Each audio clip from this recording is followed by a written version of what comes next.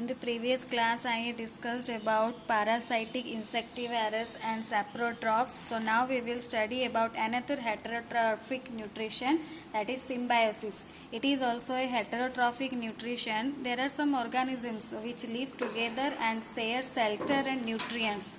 Those type of relationship is called symbiotic relationship. Some organisms are living together. They share shelter and nutrients. These are known as symbiotic relationship. So you can define the symbiotic relationship as the habitual living together of organisms belonging to different species. They live together, they share shelter and nutrients, and their relationship is called symbiotic relationship, or which is known as symbiosis. So that is called symbiotic relationship or symbiosis. So symbiosis or symbiotic relationship means the habitual living together of organisms belonging to different species, or the organisms that live together share the shelter and the nutrients. That is called symbiotic relationship. So symbiotic means it is an interrelationship between two organisms, or interrelationship or interaction between two organisms. It is a mode of heterotrophic nutrition where two organisms live together for their mutual benefit or for their dependence. For example, if we will take an example of symbiotic nutrition is lichen. An example of symbiotic nutrition, we can take lichen. It is an association between algae and fungi. It is an association between algae and fungi. Algae are autotrophic and can manufacture food for fungi, while fungi provide shelter and water and minerals to the algae.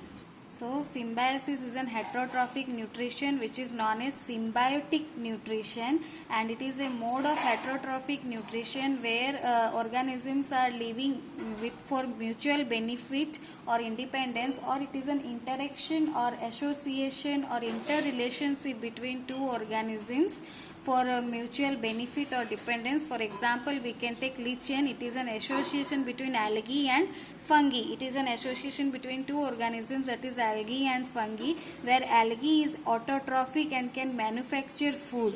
Algae is autotrophic and can manufacture food, and fungi provide shelter and water and minerals to the algae. So here they both are living, they both are dependent on each other, and they both are living for their mutual benefit. Algae provides algae, manufacture food and provides to fungi. Fungi provides shelter, water and minerals to the algae, and when both of them are living together in association, that is known as lichen. Similarly, another example you can take, that is leguminous plants and the nitrogen fixing bacteria.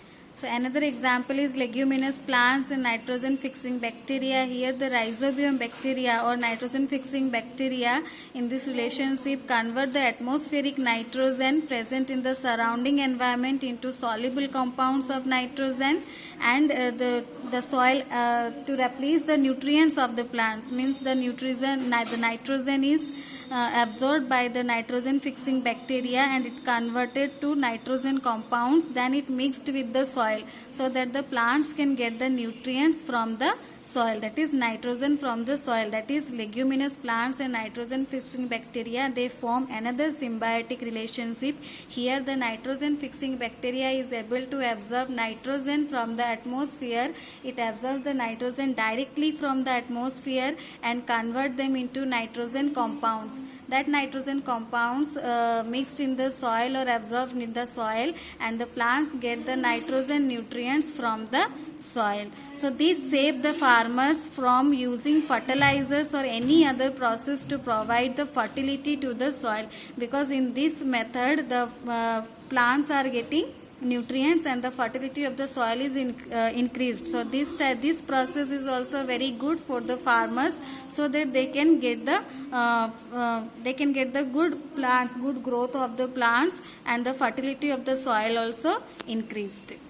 So these bacteria, these nitrogen fixing bacteria form a symbiotic relationship with leguminous plants, means such as gram, peas, mung beans and other legumes. They are found in the root nodules of the plants. So these nitrogen fixing bacteria, they form the symbiotic relationship between the leguminous plants, for example gram, peas, mung beans or other legumes, and they are found in the root nodules of the plants. So this is another symbiotic relationship where the nitrogen fixing bacteria absorbs nitrogen directly from the atmosphere and convert into nitrogen compounds, which is then absorbed by the soil, and later the plants absorb the nitrogen, the nutrients from the soil, and it is helpful for the growth of the soil. This is a very good process for the farmers to save the fertilizers to prevent from using fertilizers and to increase the fertility of the soil. And this type of bacteria form an association between leguminous plants such as